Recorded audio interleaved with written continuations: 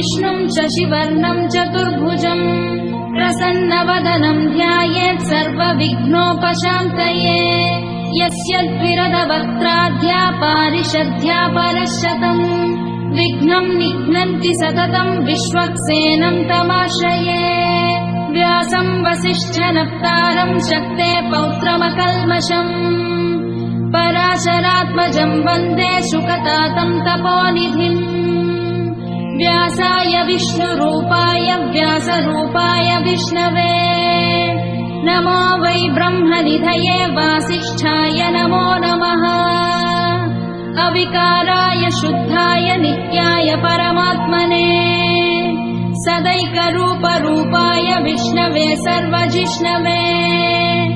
यस्य स्मरणमात्रेण जन्म संसारबन्धः